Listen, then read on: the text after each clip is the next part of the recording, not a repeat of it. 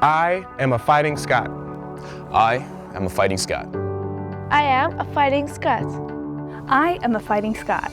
I am proud of my school's athletic and academic achievements. And I believe the best coffee is made right here.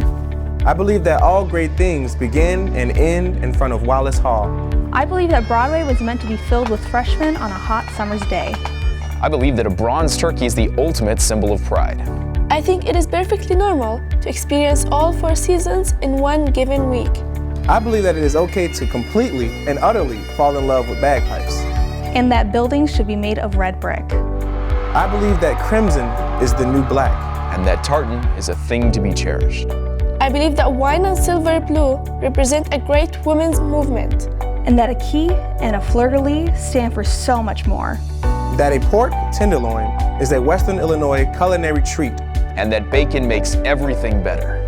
And I believe that hymns aren't only sung in church.